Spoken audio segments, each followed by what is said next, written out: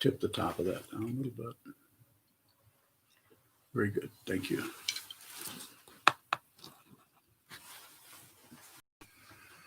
Good morning, good afternoon, good evening, and other good stuff.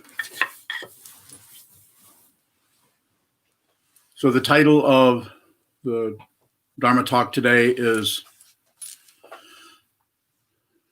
Observing the Imbalance, observing that which is off kilter, that which is seems to be wrong or incorrect or should not be happening. I'm sure you have heard all of those. This shouldn't be happening. Why is this happening? That's another one. Those two comments are actually cover up your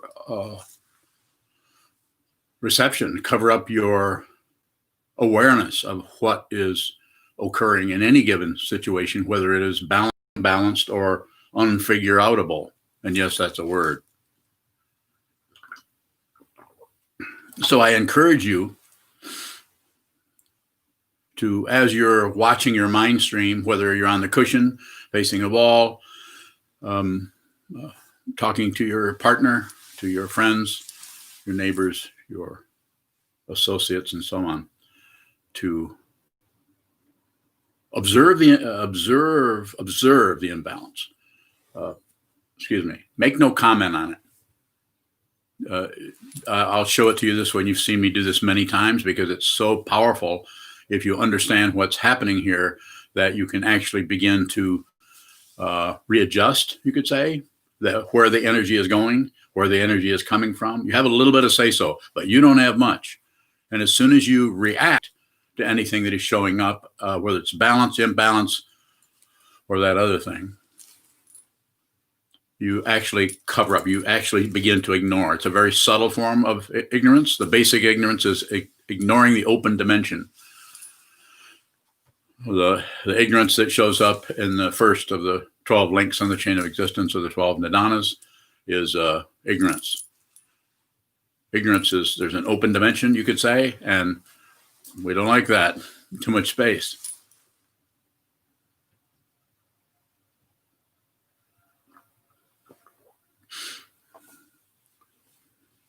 So if you observe, if you're just receiving, if you're giving whatever is occurring your attention, and you are receiving that without comment. I'm not saying that commentary won't show up spontaneously. Of course it will. The very nature of dependent origination, especially when it comes in contact with the seventh consciousness, the identity, that aspect, that part of the mind that thinks there's something threatened or thinks there is something that needs to be respected.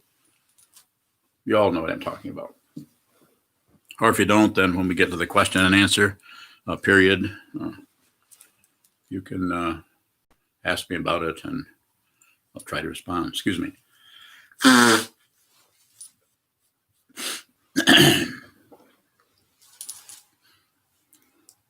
So observing what is moving would mean, in a radical sense, in a very minimalist sense, would be what's observing. If you know what it is, you're not observing it. You're concluding something about it. The concluding part, that concluding part, is part of the MO, methodology of the self-centeredness of the ego, of the seventh consciousness, of that which loves this, doesn't love that, wants this, doesn't want that, separating. This is the mudra of separating. I'm sure you've seen, had your fill of that. Separating. So what do you do with that? You might try this. Just a little bit is enough. You don't have to overdo it.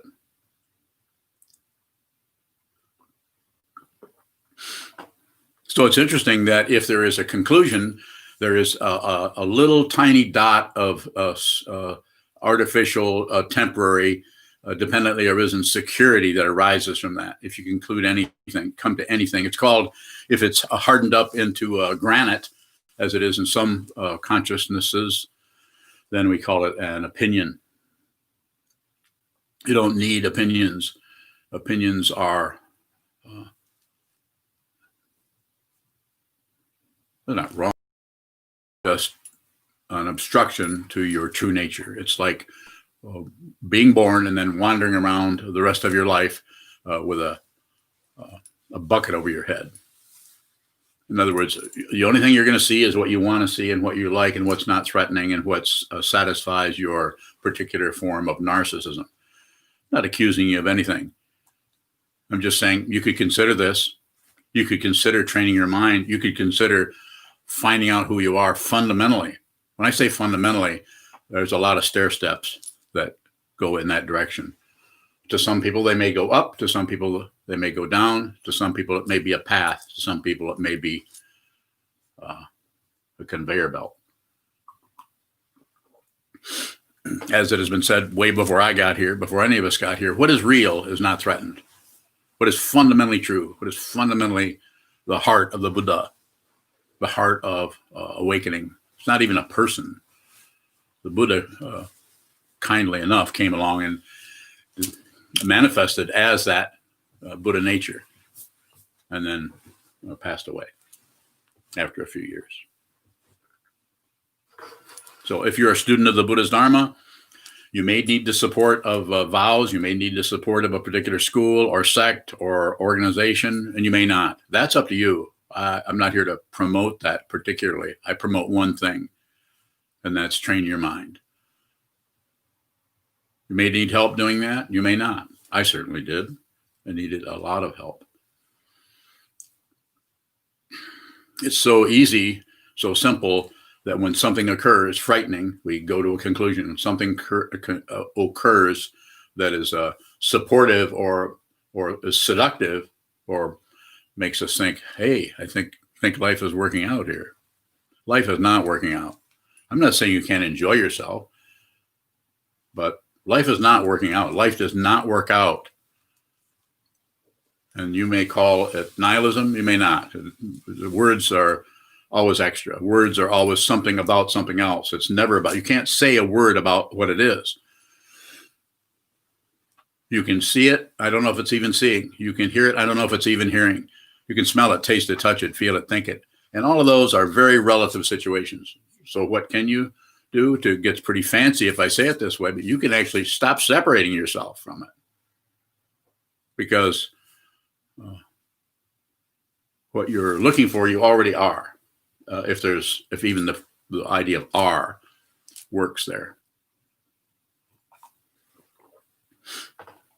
And for some, it may be a process of going through a lot of causes and conditions that arise as situations in your life that are threatening or feeling dangerous or feeling, it could be anything from your health situation, your physical health, your mental health. It could be any of those. It could be relationship dynamics that are happening that show up as the major part of your difficulty or your so-called struggle with life. But the Buddha said, as far as we know, life is suffering. Existence is suffering. In other words, it's difficult, challenging. You have nerve endings. As I've said many times, the nerve endings are, if they're abraded, then this is pain. The same nerve ending, if there's feathers running over it, or if it's nice and soft and cuddly. Excuse me. I'm not trying to be disrespectful to your enjoyment of your sense fields. Of course not. I would say enjoy them as much as you want.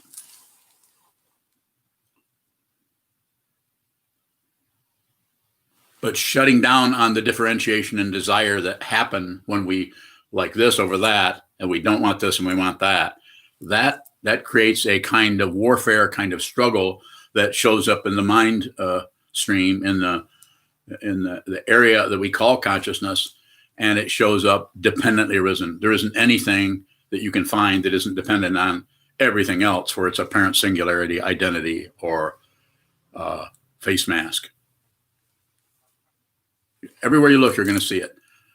And you will especially see it if you don't add to it, subtract to it, from it, or divide yourself away from it or ignore it. It's not easy to do that. And it seems to be well nigh impossible to do that without some kind of a mind training, some way to take the blade of prajna, the blade of awareness that cuts into what is there to reveal its true nature, it seems to be necessary to sharpen that blade in a isolated way. Step away from the world of this and that, up and down, back and forth, success and failure, life and death for that matter, and step into your own mind stream. Sit down, hold still, step into that.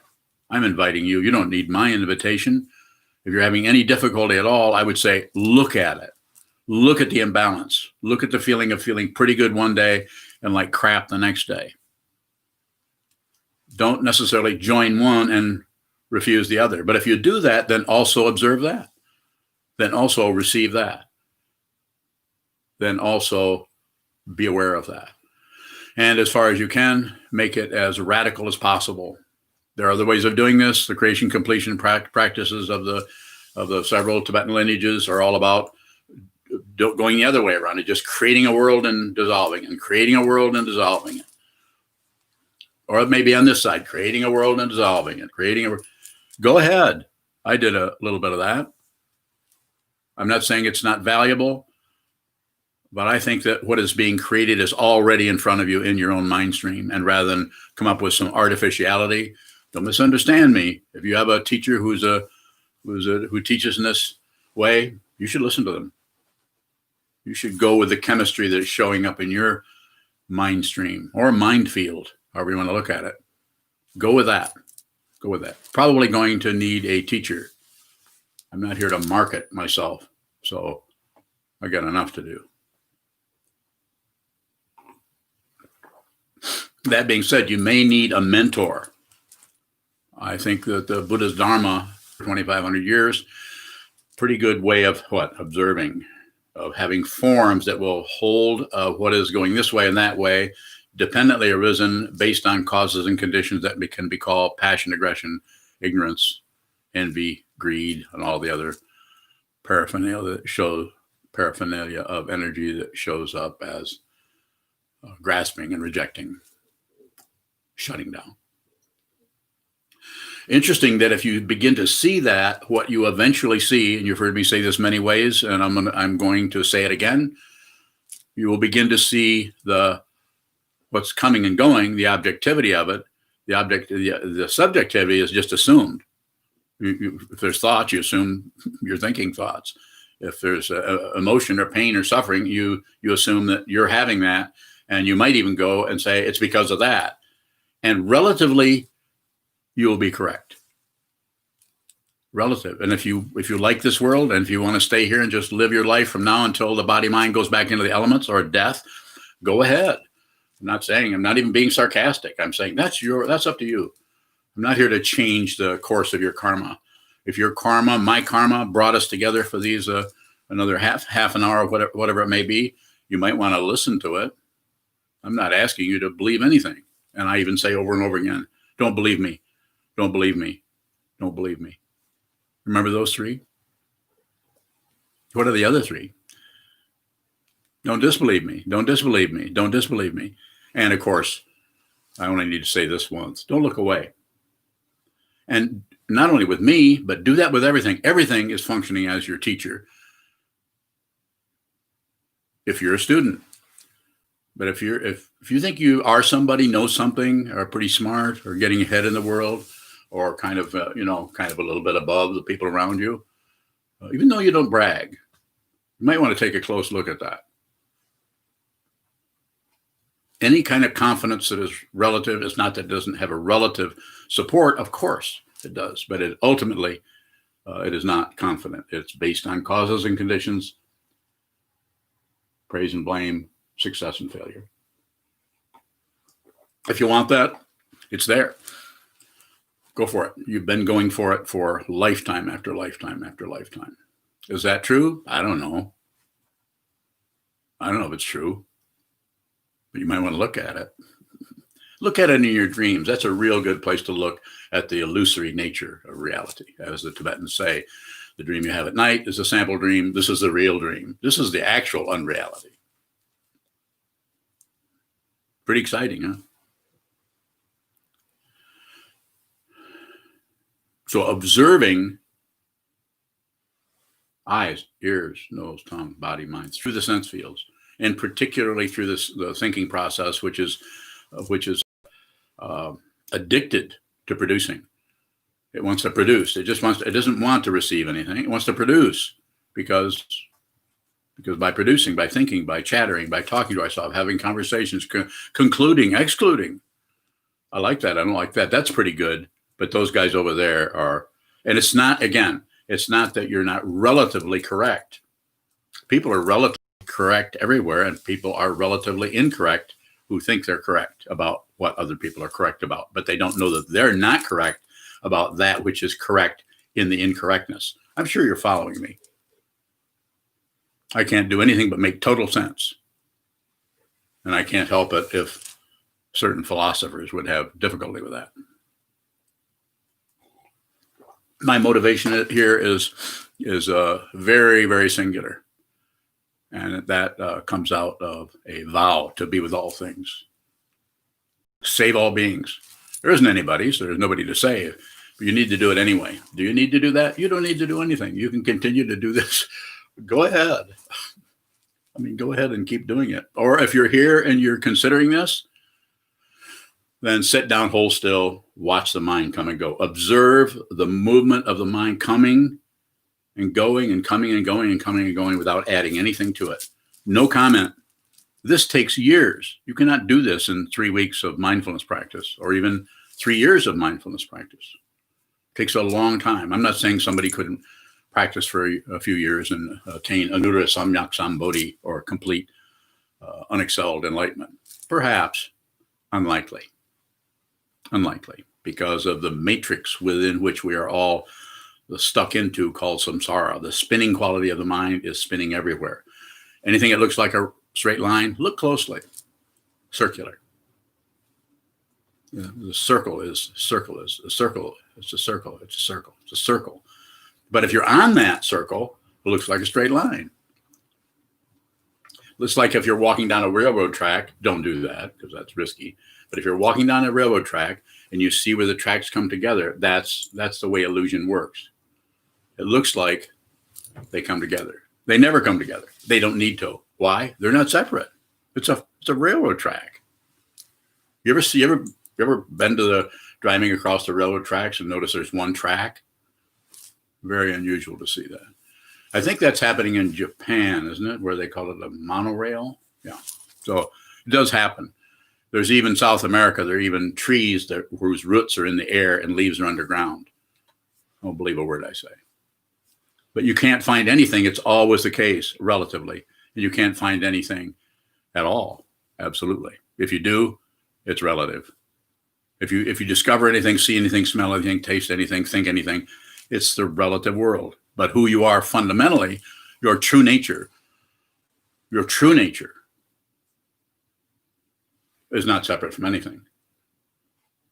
Separated, perhaps, until it's not.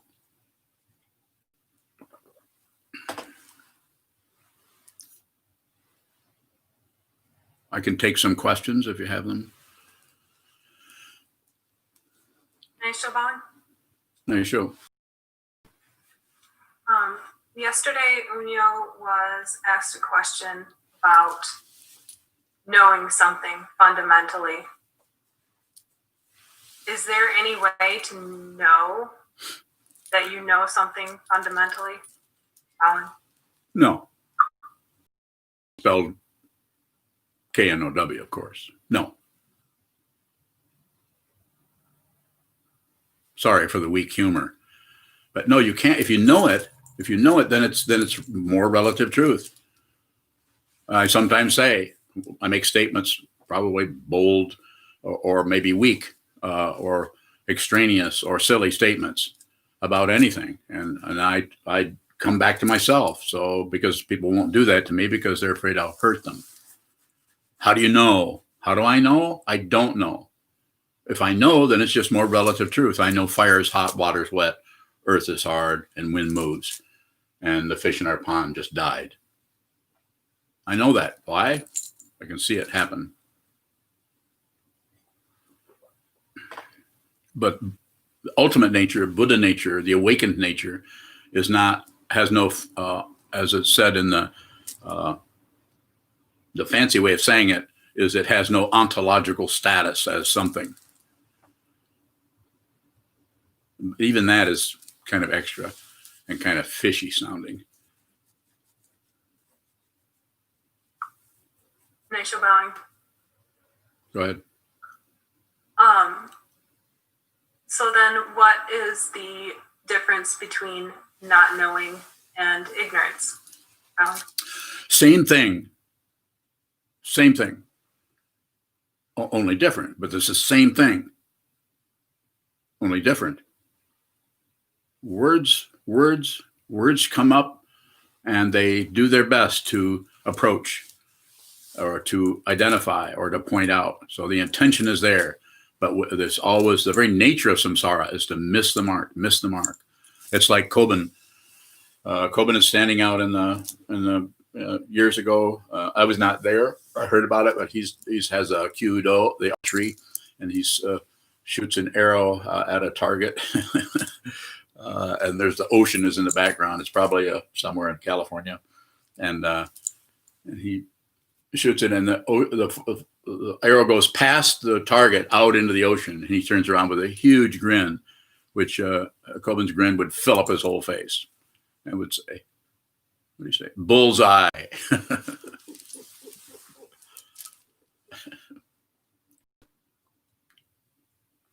Interesting fellow.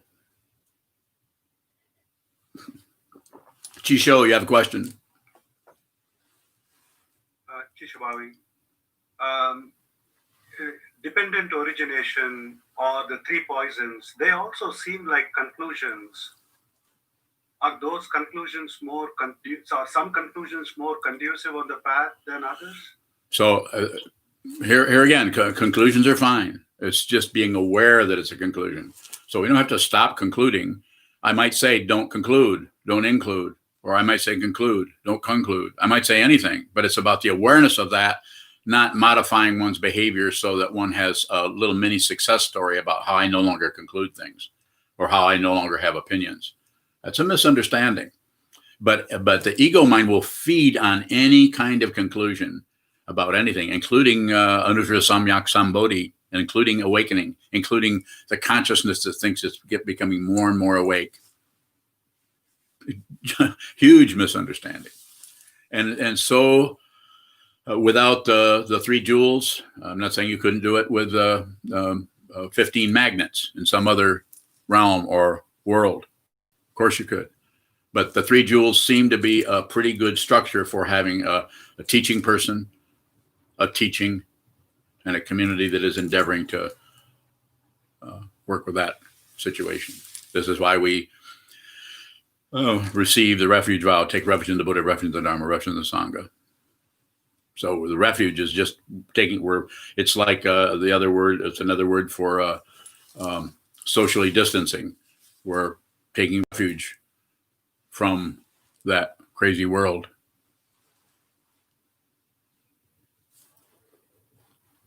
Rushin, looks like you're having an awfully good time. You must be really enjoying this talk. Akaran has a question. Go ahead, Akaran. She asks, what is the true nature? The true nature is not false. You asked me a relative question. The true nature cannot be seen as something else because you're not separate from it. You don't awaken to something else. You awaken to the fundamental identity, which is no identity in particular. This is why it's so important to be with all things, save all beings, put everyone before you, even though you can't. The intention is put everyone before yourself. This doesn't mean if someone comes up to rob you, you give your money to them. You might put them before yourself by kicking them in the shins so they don't become a robber. There, I saved you from being a robber. I'm just saying that in a silly way, but it's that kind of a dynamic. It needs to be situational. If you have a protocol for how you're going to do everything, even if it's basic goodness, it's not going to work. I mean, I'm not saying it might not have some working model happening there where you can get a few credentials or a few accolades. But it's necessary to see what this is fundamentally in order to function in a way that no longer interrupts the flow of samsara, no longer adds to the pain and suffering in the world. Like Trungpa Rinpoche said, you may practice, you may not awaken, but you might stop becoming a nuisance to everyone because you're actually trying to sit back and watch what's coming and going rather than continually participate with your stupid, crazy conclusions about right and wrong, up and down, back and forth. The world is full of this. It's everywhere. I'm not saying that there aren't issues in every community, even any Sangha. The Sanghas that I've been are as Kobun Chino Roshi described them when he was asked, how would you describe the Sangha? And he called it a garbage pit. And of course it's a garbage pit because you have all the community in there that are working on the causes and conditions, passion, aggression, ignorance that are showing up, and they're working with the attachment to a self and the attachment to other, and that creates a lot of heat. So this is why we have something like a monastery or like a meditation hall or like a cushion to sit on or like the whole teaching of sit down, hold still, and observe. Stillness. Even relative stillness is never still. Relative movement actually doesn't do anything. Look at it. Look closely. Look closely, please. Further questions?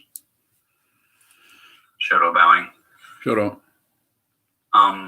Your title of the talk is Observing the Imbalance, and it brings me to the word dukkha, which is often translated as suffering, and I've heard it translated as like with a wagon wheel being off kilter or imbalanced. So how is suffering related to imbalance? Yeah. So it's you could say it different ways, but it's what is relatively working is you could say there are examples of balance everywhere. Just watching a flower, looking at a flower, looking at a rainbow, looking at the incredible way the relative world shows up relatively as you could say a model for balance. This is why these metaphors are often used. These balance like a lotus. The lotus is in samsara, and the lotus, the blossom is above the water, and the roots are down in the muck and the mud. It's just a non-dual, not two. So that's why this is like a big schoolroom. It's like a big place where if you, as soon as you can, become a student, receive. Everything is a teaching. Every face is a book, as they say. Every experience is a classroom, is a lesson. So observing the imbalance is to whatever's happening in your mind stream. You watch the way you want something else. That's the imbalance. Grasping, desire to get rid of something, anger, aggression, desire to have more of something is grasping, or on some level, lust for something else, something more. And then if none of those work, then we might eventually just shut down because it's just too painful to not get what we want or get too much of what we don't want.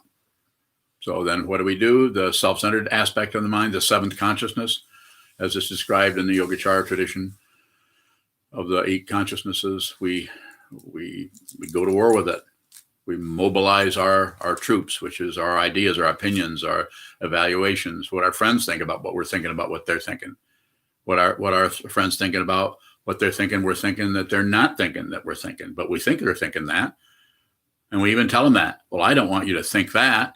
And then they will say, well, I'm not thinking that. What makes you think I'm thinking that? Well, I can tell by the look on your face. And have you been married? You know what I'm talking about. Have you had a job? And have any of you had a friend that suddenly doesn't do what you want? Notice that. What do you do with that? Observe it. If you can, observe it. I know it's heartbreaking sometimes to have something you wanted go another way. It's difficult not to write a short story about it in your mind every 15 minutes and then come back for rehearsal over and over and over and over. Do it once. Have the story. Don't get rid of the story. We're not trying to make you into some kind of a angel. So, but if you see it start to repeat, that's the circularity. Don't interrupt it. Just observe this. If you observe the circularity of the mind stream, it starts to wind down because it needs your agreement, passion. It needs your hatred, distrust, pushing, aggression, and it also needs your avoiding that so you don't look at it. You distract yourself into something else. Somebody had their hands up somewhere. Let's go. Go ahead, Sokuzan. Is there a refuge from suffering? Bowing. So this could be talked about lots of different ways. You take refuge in the Buddha, the Dharma, and the Sangha. That is the path quality. But the actual fruition quality is not to separate yourself from it. Suffer. We're not talking about some kind of a self-inflicted skin cutting or something. That's a different situation altogether. That's more about ego or self-centeredness or trying to feel something that is happening so you feel stronger as a person. But stop identifying with it. Don't distance yourself from it. The only thing you need to distance yourself from is something you have some say-so over, which is the body. You can take your body away from the kitchen table or the laundry room or the back of the tennis court and sit down and hold still and watch the continued production. Watching the production will give you a better idea of what the reception is. Watching the production, watching the way the mind produces. In some lineages, they give you techniques for stopping that. I don't care what you think. I don't care how much you spend or go this way or that way. What I do care about, if I have your permission, is sit down and hold still and watch through contrast what continues to move. Don't artificially shut it down. You're just postponing your own awakening. And am I right or wrong? I don't know. If you think this is a misunderstanding, then you probably should just go with your own counsel, not necessarily with me. I'm not here to promote it or to prove it. I don't need to prove anything. If you see it, and you won't either. If you see what this is, you won't need proof. It's called unconditional confidence. It seems to have a relative stance, but it doesn't have. But you can't find its legs. You can't find its crown. You can't find its shield. What's that other thing? Buckler. Has no location. It is without location. The body-mind complex may be sitting here in front of a screen or in front of a wall or in front of your friend or your dog, but there's no location. If you assume location, we're right back to push and pull, right and wrong, up and down, back and forth, life and death, circle. The very moon going around you is telling you life and death, day and night. Just receive.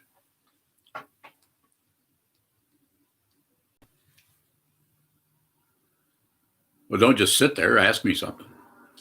Junchu Valley. There are a few questions from YouTube. All right. I'll have. Shane asks, Who? Shane. I know him. Do the relative aspects of awakening arise dependent on what's in front of them? There are no relative aspects to awakening as a separation. However, that's actually what you would see.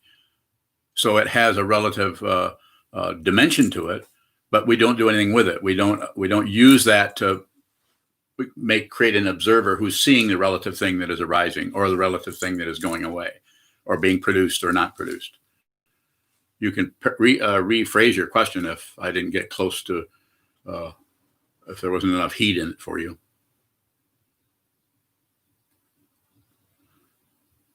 A question from Raphael in New York. Raphael. Is having a sense of peace and wholeness also just another imbalance? Yes, because it's a feeling or a peace or a contentment about something. It's about your life. It's a very subtle. It could be very comfortable. It could be comfortable for 30 years, especially if you're living in Florida on the beach. And I'm being silly a little bit, but I'm saying any conclusion about anything is relative. It won't last. It will fade. And It might last for years, but time is when it comes to your consciousness, time is not exactly what you think it is. This doesn't mean that you shouldn't do a meditation where you feel better. Doesn't mean that you couldn't sit down. And even though I teach sit down, hold still, watch what moves, all the senses on receive. Very simply put, don't close your eyes, don't close anything. And just sit down and hold still. Don't even open anything. Don't be open to anything. You don't need that kind of malarkey. Just receive. Just receive if you can. And a lot of times what that amounts to is seeing how much you can't quite do that. So I know you can't do that. I can't do it. I can't do what I'm teaching. If I were doing what I'm teaching, then I would not have a physical form anymore.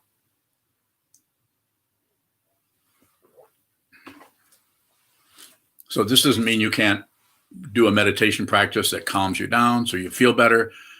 Maybe before you do shikantaza or some kind of open awareness or a formless practice like that, you might want to do something where you're maybe following your breath or even counting your breaths. Or as His Holiness the 17th Karmapa teaches, his is a very tight form of shamatha practice, at least the last I heard it was, which has been a few years ago, is sit down, hold still, and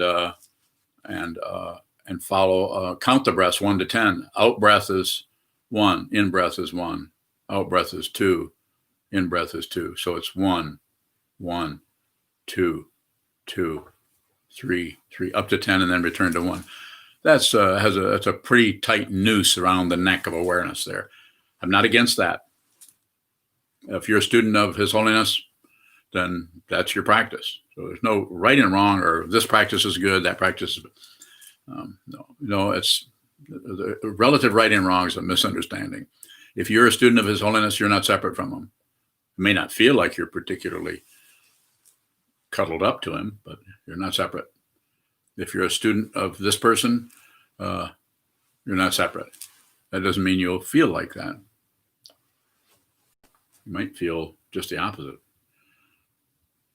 Rusheen has a question. I can't see it, though. Can somebody read that, possibly? Shokubowing. Ryushin and Bushin don't ask the question, but their names are both there. It says, what is time when it comes to your consciousness? There's the illusion of time, past and future, soon and never, and all those other kinds of constructs. They're concepts about something that appears to be moving because of our attachment to objects, and that object can be a thought in your mind. I used to be worried about that, but it went away. I don't know why. Or here comes the mail, or no, it's late today. It's not here. So very relative movement because of the consciousness has been, so to speak, downloaded into a physical form. You're a human being. Then you're tied into that in a very, very strong relative way that is powerful illusion. And that the idea of time is from the understanding of objects, then coming and going in an apparent space. As long as you think the object that's moving in the space is different from the space, and you don't see that they're not separate, then time will pretty much run your life. You need to get to the store. It's time to do this. It's time to do that. And if you start to build something and all of a sudden the whole thing kind of falls apart, like you try to buy some land in Traverse City, and suddenly 3 weeks later, even though you really want to do that, 3 weeks later, a month later, six months later, whatever, the whole thing falls apart. If you're locked into that, you'll suffer. But if you're not locked into anything, then that doesn't mean you won't try to do that. It doesn't mean you won't participate in that whole amazing metaphor we call time. But the sense of loss or disappointment is gone because you're no longer going from here to there. You're always everywhere, all the time. Locality.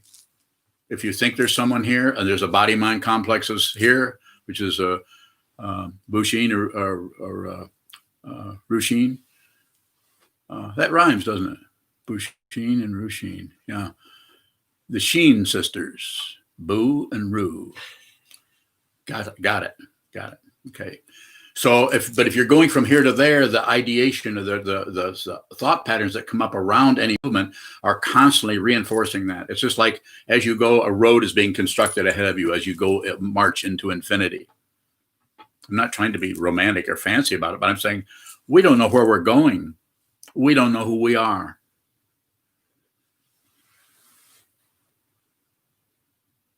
That's why I recommend that people don't use a digital timing device. Use something that's moving. Use analog, because otherwise the digital thing is abstracting things so much that eventually your phone is going to be doing your thinking for you.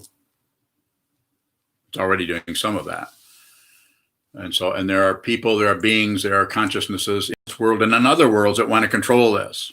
There's consciousnesses in other worlds that want to mind their own business. So watch what moves. And if you're watching what moves abstractly, like a digital clock, then that gives you the illusion that you're always in the present, and you're not. Further questions?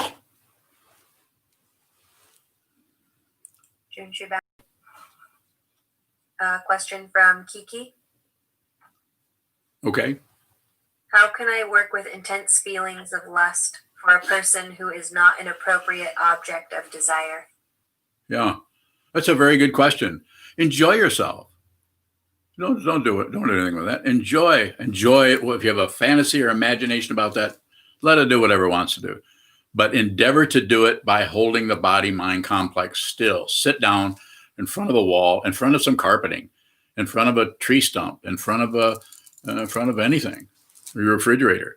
And whatever arises in the mind stream, don't add, don't subtract, don't divide. And if it just arises as some kind of fantasy about that person, it's not about that person. This is your mind stream. That mind stream, that as you're fantasizing, that person could have been abducted by aliens and you'll never see him again. Or they could have gotten in a terrible wreck and they're no longer particularly attractive to look at. I'm just inventing a few things here to let you know that things are dependently arisen, and and that dependent origination also involves the mind stream that is lusting after something else.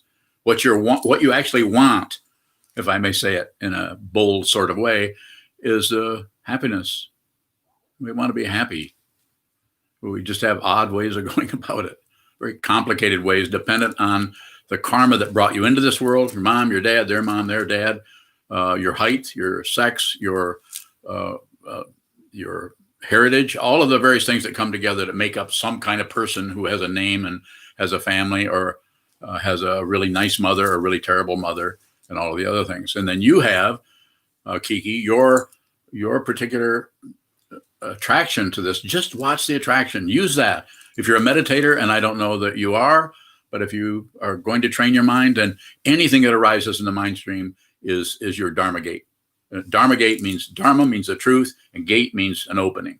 So it's like you're going to go through something.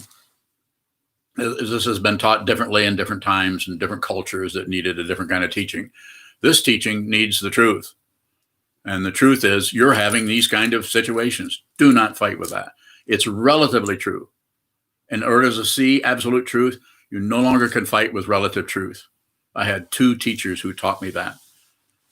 I'm lucky to be alive. If it weren't for them, I would not be. So just observe whatever's showing up. And if you can, stay away from that person, because if you go to that person, then the relative situation is something you can still observe it, but it's going to be much more difficult, because you'll actually be fulfilling the apparent desire rather than watching the desire. If you have a further question, I'd be happy to respond to it. Melissa bowing. Yes, Melissa. If you observe an imbalance and that observation leads to a decision, is that decision a conclusion? Bowing. So, well, yeah. But again, when I say when I say don't conclude, I know you can't stop. I can't stop concluding, but it's to be aware of when the mind stream starts to bite down on something.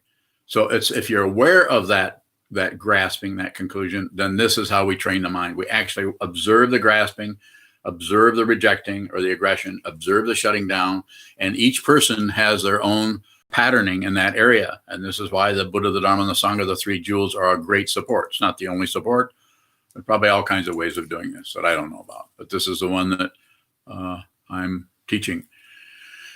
So it doesn't matter if it's that way. What does matter is, are you aware that that movement is happening and that is somewhat impulsive or what is the knee-jerk kind of idea? Something happens and the next thing you know, we're adding on, we're subtracting, we're dividing, we're fighting, we're poking, we're pulling.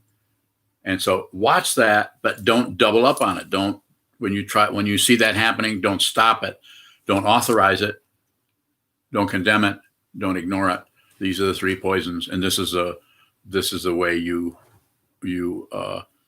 treat everything that arises in your mind stream as a Dharma gate. So you can realize your true nature.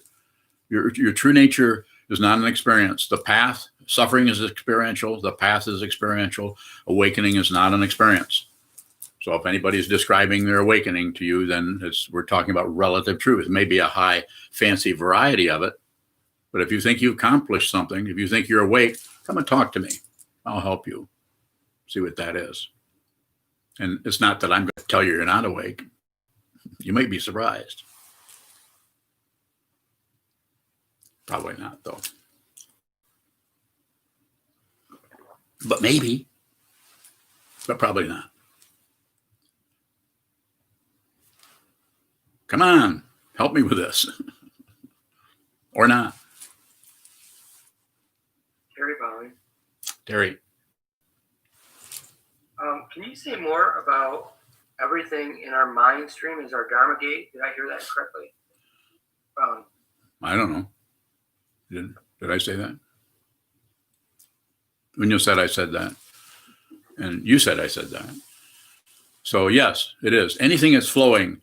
But if you're a student, think of yourself as, the function Trungpa Rinpoche talked about. The function of the teacher is to, well, one thing he said is to insult you. Of course, just being around a true teacher is going to be insulting on some level eventually.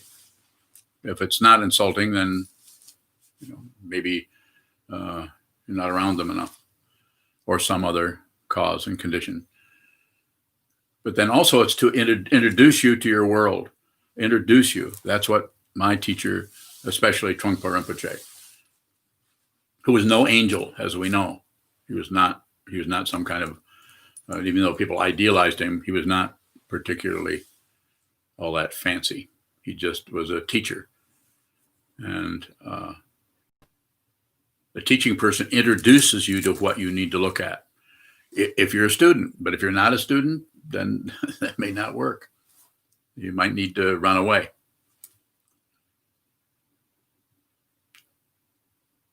Further, Terry? How is the mind Dharma gate? I've always kind of understood it like different challenges is our Dharma gate. So where there's confusion is that the mind flow. That's what I heard. I'm not sure if that's accurate. What did you hear? I was hearing, because I've heard Dharma gate is, like challenges that we have is our Dharma gate. But what I thought you said was something, everything in our mind flow is our Dharma gate. And that's where I'm feeling confusion. Just watch what moves. And it'll just look like a box of cereal going by that you have no interest in, or it'll start to show up like a door and you're drawn into a classroom, so to speak, to use those metaphors. It'll be something that's kind of interesting, but so what? There it goes. You might not even say so what. You just go to the next thing that's coming down through the mind stream. But when we come up against challenges or things that confront us in some way, then there's the quality of that being a Dharma gate or a teaching for you personally. Even though we try hard to get rid of those things. But if you're on the spiritual path, your idea about the nature of the mind is beginning to change. You're beginning to see more clearly what this is about. and what suffering is, and you're beginning to see that the person who comes at you with intense hatred or suffering or aggression or something like that, instead of just seeing somebody to fight with or somebody to run from or somebody to, instead you see how much they're suffering. And that they don't know how to get out of the suffering other than to attack you or attack someone because they're in so much pain. So they just take all of that. You can see it. It's all over the television. It's all over the news. It's all over everything, all over the world. People dealing with their suffering by dumping it on others. You can do that with atomic weapons. Let's hope that doesn't happen. People are so upset about other, blaming. Sometimes the blame comes this direction and we start blaming this. And then we have people who want to end their life because they feel like they're so bad and things are so miserable. And they don't have anyone to help them fundamentally. Just lecture them about don't kill yourself. Or lecture somebody else about how wrong they are. You shouldn't do that. You shouldn't be that kind of a person. You shouldn't. Instead of meeting them where they're at. And you're not going to be able to meet others where they're at unless you meet yourself where you're at. And that might be rather distasteful. I would say do it anyway.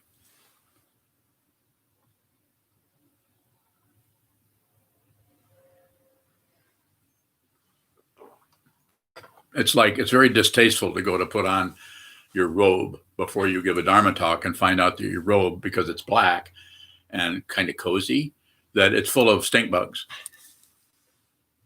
And so then you have to figure out how to get the stink bugs out of your robe. So is that a Dharma Gate? Yes, every stink bug is a Dharma Gate. And then if you have a wife, which I do, then the wife gets a little jar with a piece of paper and we slowly capture the stink bugs and take them out and introduce them to their world, which is not my robe. Rather aggravating, isn't it, to deal with stink bugs? Is there further questions, either on Zoom or on YouTube? You have them. Anna Maria bowing. Anna Maria. Recently, in the incident where our leader was speaking and he was cut off by several media representation, that being cut away and cut off seemed to fuel even more rage from supporters and reinforce some righteousness and vindication. So my question is that, can that be considered meddling and or creating more warfare? And is that disrespecting the intelligence and the discernment of his supporters to see that and maybe decide on their own sanity, what sanity looks like? Yeah, I think I think your understanding of it is quite good. And at the same time, we have to always keep stay in touch with it rather than come to a conclusion about it and then abandon it. So staying in touch with the craziness and then then feeling sad because allowing them to express themselves and manifest that kind of support, as long as there's no agenda about it, like needing them to straighten up and see how crazy the leadership is. That's where we tend to go awry. So it's very difficult to be with the insanity and respect dependent origination. This does not mean let people kill people. I'm not saying that. You don't go overboard with it, but you also don't go underboard with it. You take no position on it. If you take no position, and if you don't understand, I appreciate your questions because this is not easy to say this, let alone to understand it. Take no position. This does not mean you're allowing someone to kill someone and allowing someone else it doesn't mean you're allowing that, but you're with the dynamic that is happening. You have to be with it. This is very difficult because when somebody really abuses someone else or when somebody kills someone or whatever, it's very difficult to relate to that directly out of your consciousness. I could to say it, and I don't mean to be romantic here because it's not a romantic feeling, but out of your heart. Anybody who does something evil or difficult or bad or destructive. It's been going on. Mussolini did it. Stalin did it. He magnetized. Hitler magnetized. If you go back and look at World War I and what Hitler was doing there and the kind of speeches he was giving to magnetize people into what? Nationalism. And then you have 20 years later, you have another world war, and it will happen again unless there's some kind of mind training. I don't know if we can, I don't know how long we're going to last, but probably not too much longer unless there's some kind of sanity comes into this. And it's very difficult to just generate sanity. You have to stop covering up the as Trungpa Rinpoche would say, the basic goodness with insanity and craziness. He had his difficulty with that also, as did Kobun, as did any teacher, as I do. Everyone has difficulty. Everyone's karma is showing up in different ways. And don't accept, don't reject, and don't look away. And don't do anything unless you absolutely have to. This is my way of saying it. Don't do anything unless you have to. You don't have to do something. Why would you do it? And you don't even need a why.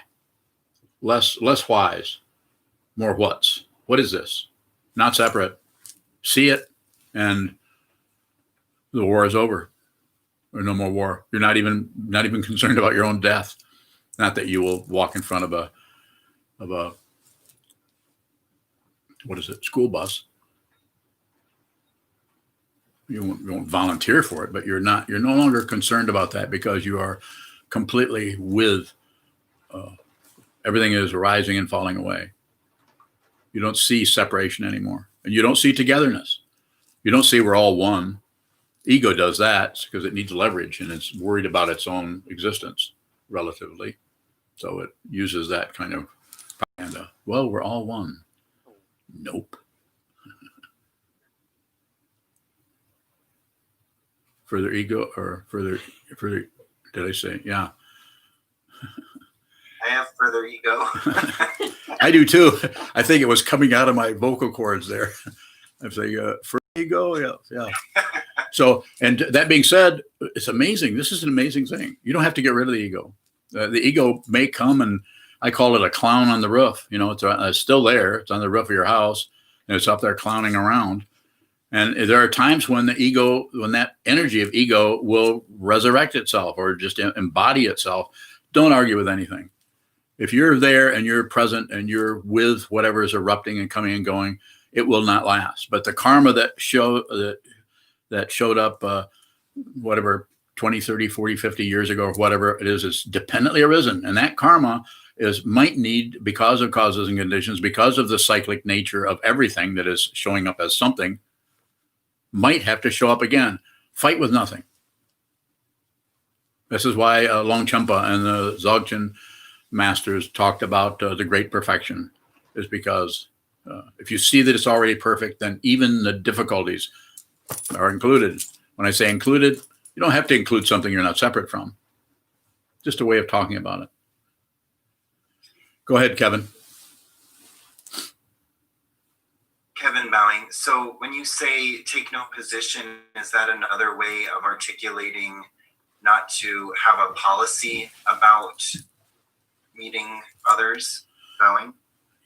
You know, I think that's good. I would say you could have some policy, but the fixation on the policy is what's difficult. So you say, well, we're going to go on a picnic. I think it might rain. There's a 30% chance of rain. Let's take an umbrella.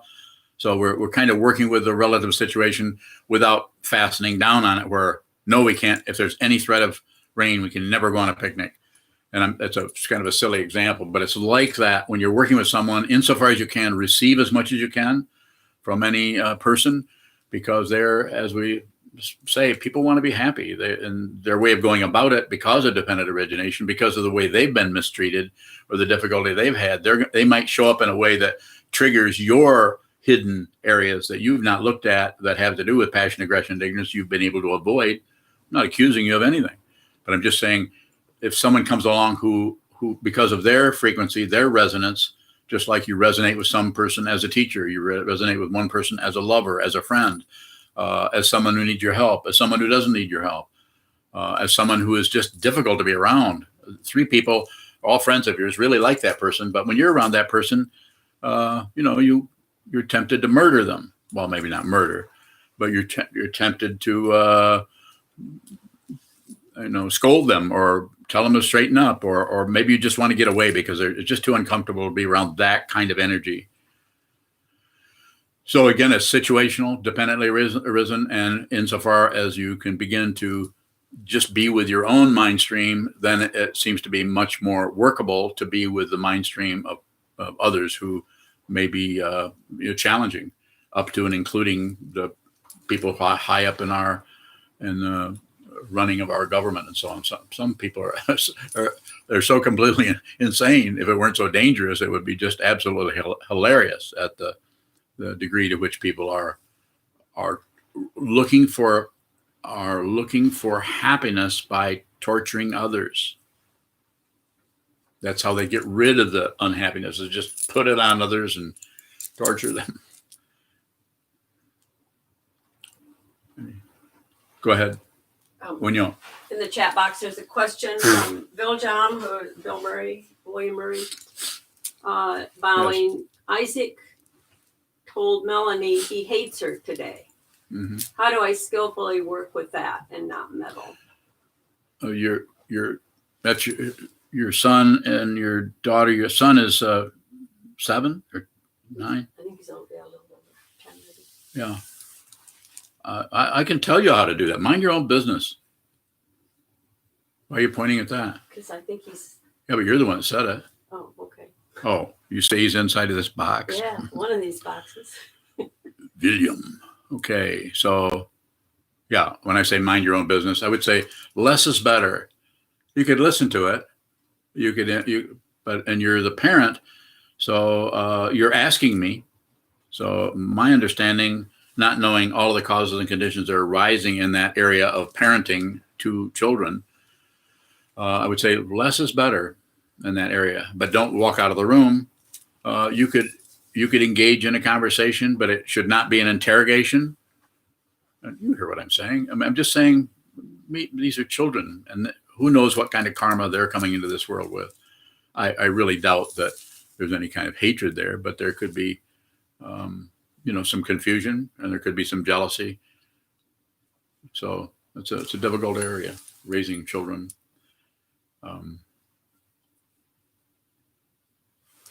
Less is better in that area.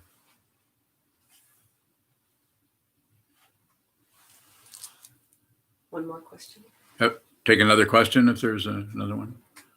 Shisho. Take 2 more. If we take no position, like given the example about the kids meddling, yes. We take no position and we mind our own business. Yes. How is that productive when we need to set boundaries? So if you're doing that, and then listen closely here and ask a further question if you have. If you take no position, so that's an open dimension. There isn't something in there that's rising as fear of losing control. You're taking a position, then your clarity about the situation won't be covered up so much by your validating your activity or scolding yourself, saying, I really need to do this. Well, I'm doing this for your own good, those kinds of things. So what you're doing by taking no position, you're actually allowing some space to be there so that if you really do need to take a position, that it's done in a more, you're more perceptive about the causes and conditions that are arising, say in the case of William's children. You're more perceptive about actually, it's called patience. There's no rush to save anything. So you're actually there and you're on receive. Patience is not waiting for something. If you think it's waiting for something, then it looks like this. Well, I'll just wait.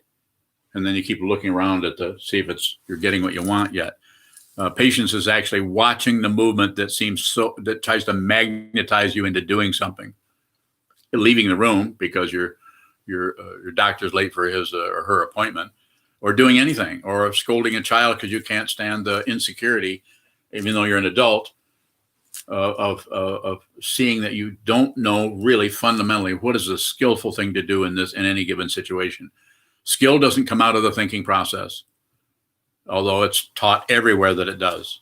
That's why you can go to school and get a diploma and have a PhD on your wall and still be not very smart, shall we say. I'm not saying those degrees don't mean something, but they don't necessarily signify intelligence, not the kind of intelligence that we're talking about here.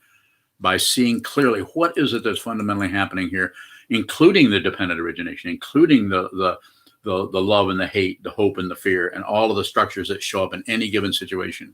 Every situation is extremely simple because it's direct, and extremely complicated because it is dependently arisen. You can't even take your pick. You have to have those qualities arising.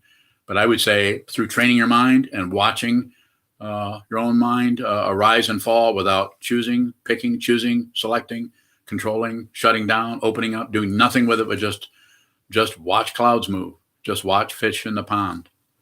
Just observe the movement. Observe the movement. This way, when that movement shows up in front of you, that is challenging, where it's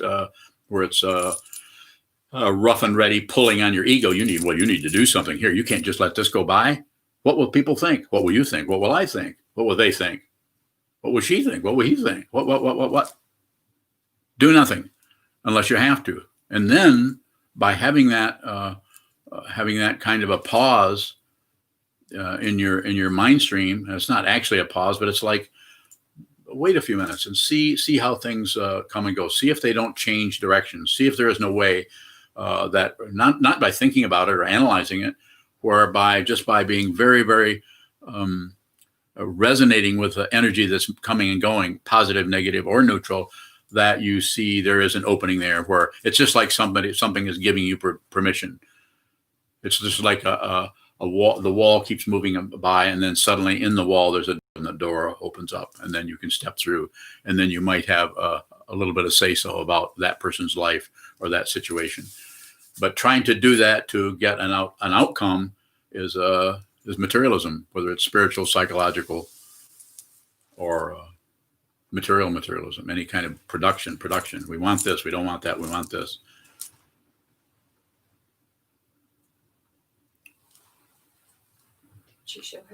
Chisho, did you have a question?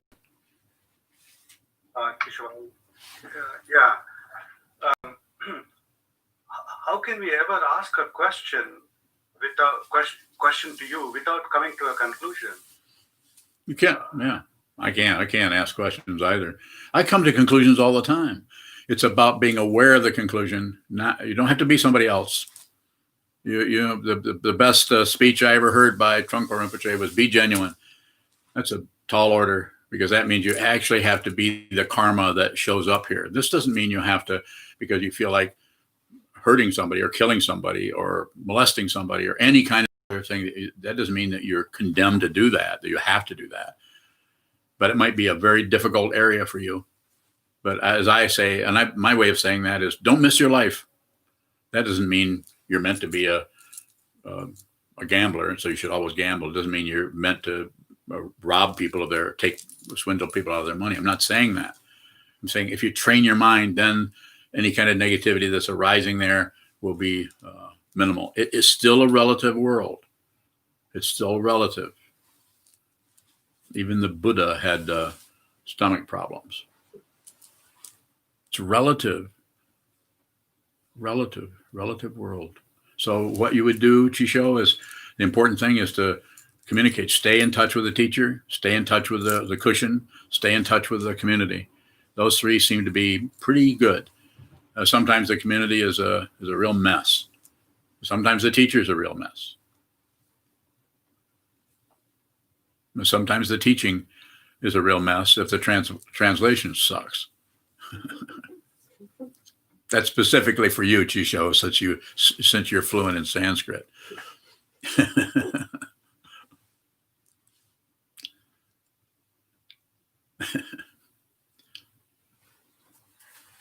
We can dedicate the merit. Okay, Unyo says we're going to dedicate the merit, and so she knows stuff, so that's what we're going to do. From the monastery.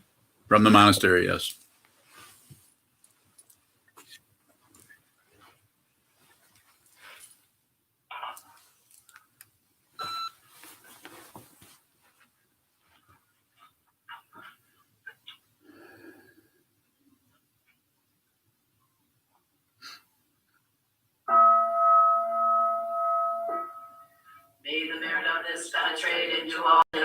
so that we and every sentient being together can realize the Buddha's way.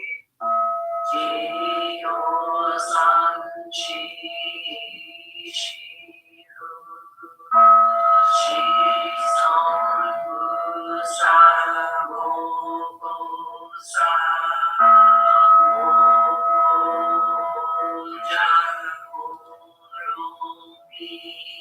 The 10 directions, the 3 worlds, all Buddhas, all Dharma ones, Bodhisattvas, Mahasattvas, the Rig Prajna, Paramita.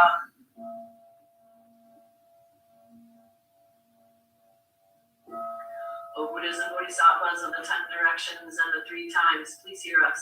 Please come down out of the light and protect SokukoJi Buddhist Temple Monastery, our Sangha, families, friends, and visitors. Heal everyone who is unhappy, sick, or suffering, and fill them with light.